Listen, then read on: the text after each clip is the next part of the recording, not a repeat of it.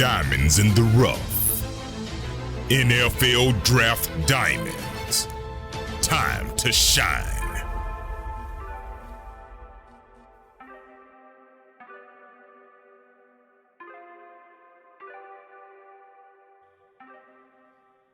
Hi, my name is Jimmy Williams with NFL Draft Diamonds. And today I have with me a diamond in the rough.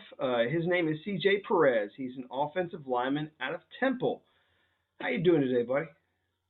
I'm good, Jimmy. Appreciate you having me on, man. Yeah, nice to have you on. You've actually played at more than one school there. I mean, previously at Northern Illinois and at Juco there at some point or another. We'll get to all that story. So why don't you go ahead and tell it, man? Just tell us where you're from and how you eventually got there to Temple. So I'm originally from Shawnee, Kansas. It's the suburbs of Kansas City. I went to two high schools. I went to Shawnee Mission Northwest and St. Thomas Aquinas, and then after that, I went to Butler Community College. I was there for 2 seasons. I then transferred to Northern Illinois. Was there for 2 seasons, and then my last 2 years, I was at Temple University. So, I think, first of all, let's talk about this JUCO thing, because I think a lot of people get it gets a bad rap. And what people really don't understand is that first of all, there's a lot of damn good talent there. And it's just one hell of a grind, man. And it really takes a person with sheer determination to get through it. So walk us through that process, man. Because I know, because the people that I've talked to, people go out to JUCOs and they quit. So talk to me about that whole, I don't know, process of you overcoming that obstacle. Yeah, man. I mean, it's not for everyone. I said this, some of my old teammates, when I transferred to NIU, and then even when I was at Temple, I bet you 5% of the guys that I play with at NIU and at Temple could make it at a JUCO. And, I'm not big into the whole JUCO struggle and all that crap that just kind of brings more attention to it than it needs. Because in my opinion, I think you make it what you want to make it. It's hard. Like, I'd never say it's easy. It's really hard. And, when I left, I was so ready to leave. And, but when I left, it was so bittersweet because I knew that I left no stone unturned when I left there. And, I've been able to call myself an owl, a husky, and then part of the Grizzlies at Butler. But I'll be honest with you, Butler, that's at the top of my list when it comes to, who, if I claim anyone first, it's got to be them, just because, I was either going to go to Butler. They recruited me as a tight end. I was going to go there as like a tight end H-back. And a month before I got there, I asked if I could switch to a line. But I was either going to go to Butler or I was going to walk on at Pitt State, the D2 that was in Kansas. And I didn't have any other opportunities besides that. So, my coaches that are still there, they bet on me just like I bet on myself. And they told me exactly what I was telling myself. They said, you're a Division I football player. And I was telling myself the same thing. And it's amazing because it's not like they were blowing smoke at me, because they knew it and I knew it too. So I started every single game there. I got hurt my first year, so I only played, 2 or 3 games. But after that, started every single game once I got healthy. And that's one of the best decisions I've ever made, because those are some of my best friends ever. And everyone there, no matter where they're from, no matter how they got there, they all have the same goal. And it really is, it's different than any bond that I've made at any other of the schools that I played at, because you know, a lot, obviously, you know, at Northern, at Temple, you know, guys, they want to play in the NFL. That's a goal, I think, for anyone that plays Division I football. But you don't go to the NFL from Juco. You have another step before that.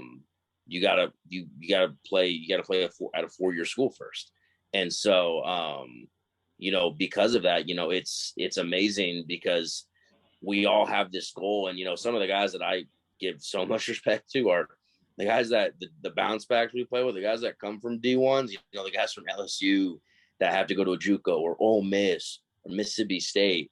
Those guys that truly are living the luxury of like big time college football, of just everything is right at the grasp of their fingertips, and they're going to the bottom of the bottom, playing junior college football in the middle of nowhere in Kansas.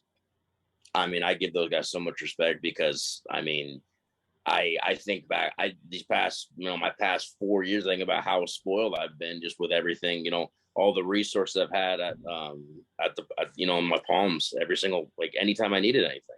So it's not for the faint of heart. That's for sure, man. I wouldn't change anything. It was 2 of the hardest years of my life, but gosh dang it, man. When I think back to just that hunger you feel to prove people wrong, and just to prove it to yourself that like you know, like, no, like I know how good I am.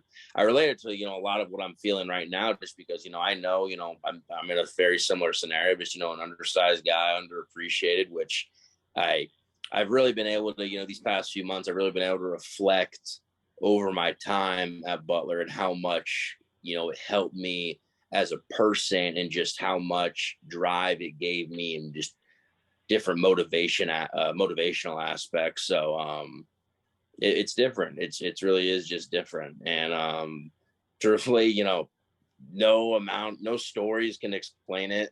No, like, no fun facts, nothing like that. You just, if you're there, then you get it. And if you're not there, then you don't get it. So Gotcha. I mean, obviously, you know, you bet on yourself. I mean, you went through that grind, you persevered, you proved to some people that you could play D1 football. You end up going out there to NIU, doing that as well there, starting some games at guard and at center, showing a little bit of versatility there. Just in general, when we think about you as a prospect, what do you feel is like the best part about your game? um you know, I think I'm real with myself. I played a lot of games. I played in a lot of games. There's not a single game that I've played in that I haven't started. Every single conference I played in, started every single game. It makes me so happy, and just, you know, thinking back to, you know, I'm so grateful that I was able to play guard for that year in 2018. Going in that year, I had never played offensive line without the ball in my hand. That was only my 3rd year playing offensive line coming out of high school. So I played center at JUCO, and that was my first time ever playing O-line. And he took the ball out of my hand, and somehow, some way I figured it out. I don't really, you know, I'm not going to act like I was perfect when I was doing it, but I was good enough to get it done, and we won a championship that year. But I think, I like to think, you know, my athleticism is going to be above most guys that I'm playing with or against. You know, I think when it comes, and that's where, you know, that's what I'm excited for, you know, Pro Day coming up next week. I'm excited to show what that is.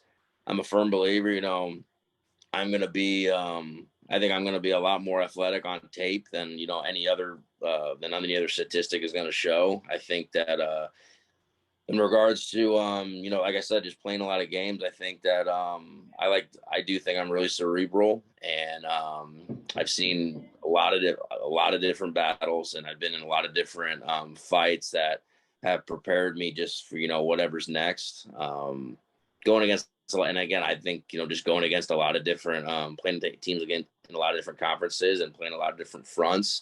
It's been awesome to play against all those different conferences, to see, you know, a lot of people play different defenses. And there's, you know, there's different creatures in different conferences. Right. Played against the undersized guys that are freaking good, and, you know, playing against giants as well. So I think that just my experience level, my athleticism, and just mentally, I think that's what kind of sets me apart. So, like, you had mentioned, I mean, playing against a lot of different competition, throughout your, career. Is there maybe like one guy that really stands out that you were able to play against? I mean, maybe a guy that's currently in the league right now. Um, that's a great question. I think there was 2018. We played at Florida State. What guy that's really good. I think he's playing. I think he was with the Eagles last year. Marvin Wilson. Marvin Wilson was a really good player, and then they had a DN. He's playing for Carolina right now. He was their first round pick. Oh, Brian Burns. Brian yeah. Burns. Brian Burns. Brian Burns is a really good player. Lecky Fotu. He's playing for the Cardinals right now. I played him at Utah. He was a mountain of a man. Was really big, really, really strong. Yeah, I mean, overall, I think I'm not that guy that's gonna just, act like, some of the guys I played just, weren't worth a damn at all. But, you gotta give credit where credit's due. And, I like to think if I'm gonna give credit towards someone that, they can give it back to me, but most importantly, it's got to be earned. So, if some guy's busting his tail against me, I'm obviously going to be doing the same against him. So I'll give credit where credit's due. Gotcha. Another thing that I just kind of want to touch on real briefly is, what some people may or may not know is your dad played this game, man. Your dad played in the NFL and the CFL. That's part of the reason why you're CJ. That's where I guess that's where the J comes from. But talk to me about your dad there, Mr. Chris Perez, and how his legacy has affected you, like, and how that's influenced you, as an athlete. Yeah, he was fortunate to play almost 10 years professionally. And something he likes to say, which I get it to an extent, but he likes to think that the game's changed a little much, so that he doesn't always get a ton of it. But at the same time, I truly think it's a lot more similar to what he played than what he thinks. So I think that he's able to give me a lot of knowledge, and something I'm thankful for is, when I want him to be a dad, he's a dad. And when I need him to be a coach, he's a coach. So there's never been a moment, at least that I can remember right now, that I've wanted that reversed. So I really do appreciate that. But he played for the Jayhawks in college, and then he was drafted to Miami. He was Miami to New England to Green Bay and then to Arizona, and that was 3.5 years about. And then went up to Canada for about 6 years, and then he finished in the XFL in 2000. Interesting. So Yeah. It's kind of an interesting time for you as well, because I mean, dude, you never know where you're going to end up yourself. Like, you could have a very similar journey. The cool thing now is, again, XFL is coming back. The USFL is back. I mean, there are more opportunities for you to maybe, get out there on the field and play professionally. So who knows, man? You might follow more so in your dad's footsteps than you want to. But I mean, at least the opportunities are out there for you. So For sure, absolutely. so growing up, I mean, obviously being a fan of your dad's, and I get that, but growing up, was there any athlete in the league that perhaps you loved watching, studying? Obviously as a guy that is an interior lineman, is there a guy that you try and model yourself after? Currently, these past few years, I'd say, any undersized guy, especially guys put in center, there's not a single guy that doesn't love Jason Kelsey. Just everyone loves watching him getting out and running. And he's a great athlete. He's nasty, likes getting after guys. So I'd say Jason Kelsey for sure. I like watching Brian Allen a lot. I think we're actually pretty much identical size. I think he might weigh a little more than me, but I think we're pretty much identical size. And I know Brian, and I think Brian's from Illinois, and you know, I didn't technically, I'm not from Illinois, but my parents are both from Illinois, and I lived in Illinois for a decent majority of my life, so I'm able to relate to that too. And then I'd say, you know, honestly, I don't size wise, I'm not super close to them, but I really did like watching the Pouncey brothers a lot. I thought they're really, really good athletes. Yeah, I just think, you know, technique wise, I think there's some things that they do where they're kind of erotic and just kind of things that they would experiment with, which is stuff honestly I like to do. I think that can be, it needs to be gone about the right way, but I love trying out different things and just, you know, working different techniques for different situations, no matter how specific they may be. So. Great. And a guy that's played a lot of games, a lot of great moments. What's that one moment or game that sticks out for you? What's your biggest highlight, whether it be a play or a game? Oh man, that's a great question. You know, I look at it as a plus. I played a lot of games. I've won some of them.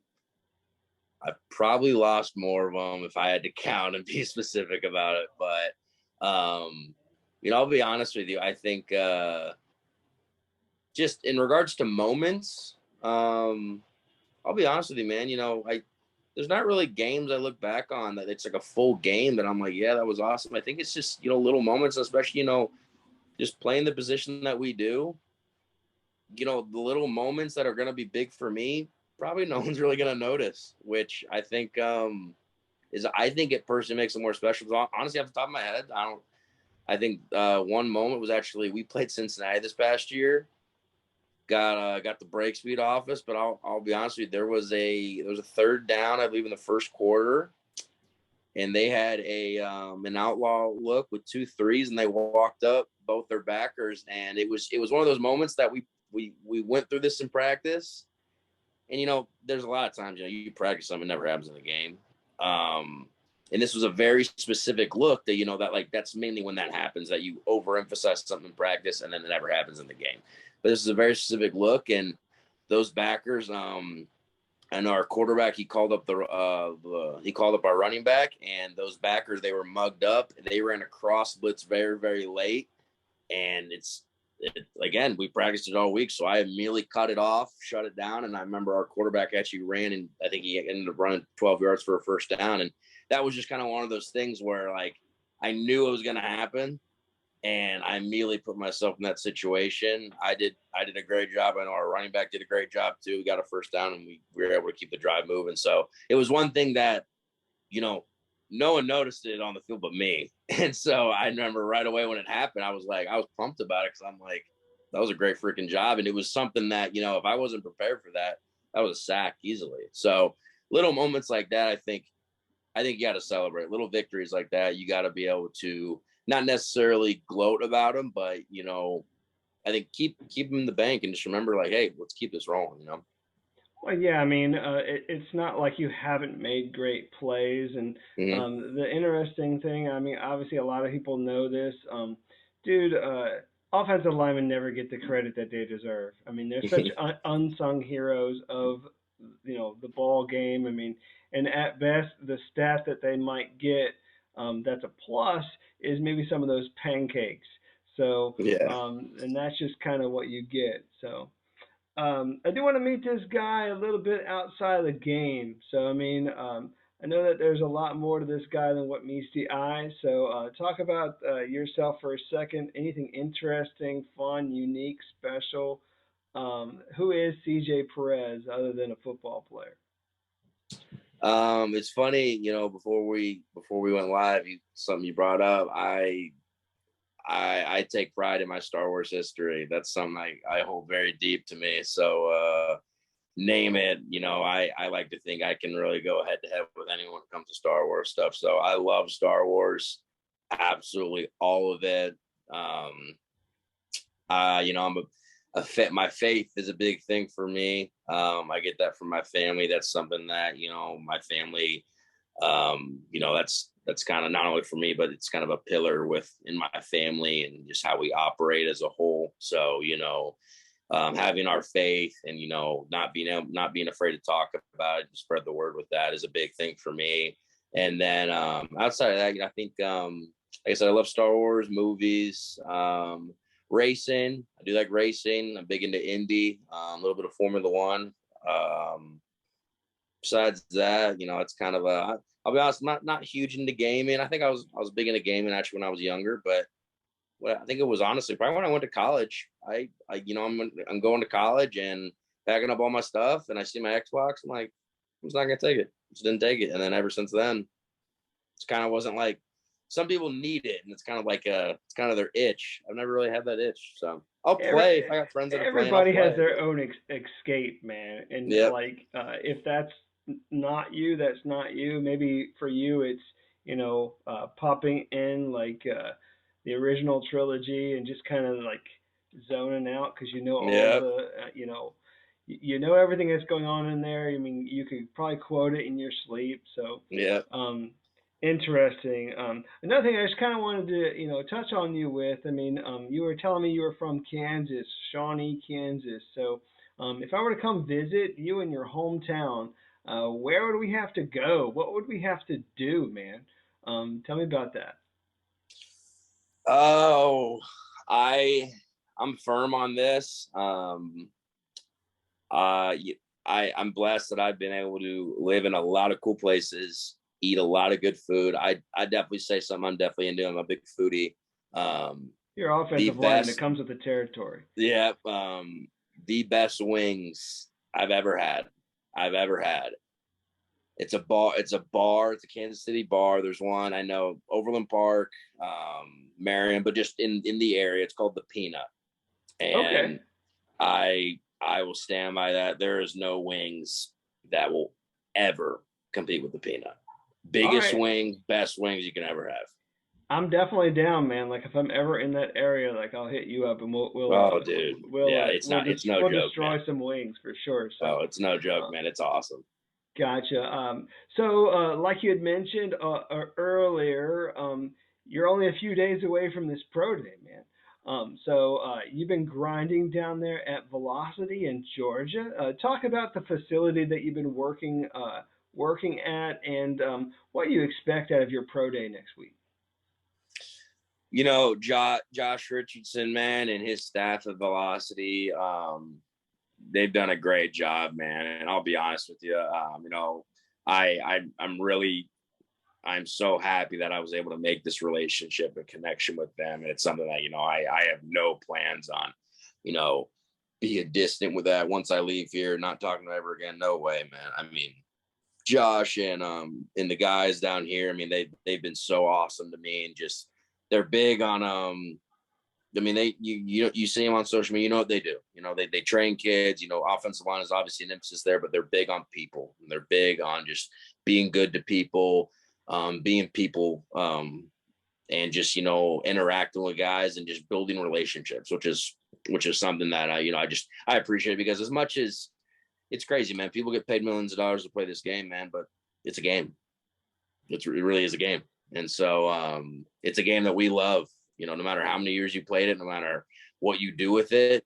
But realistically, when you come down to it, it's just a game. So they've done great with me. I'm really excited for next week when it comes down to it.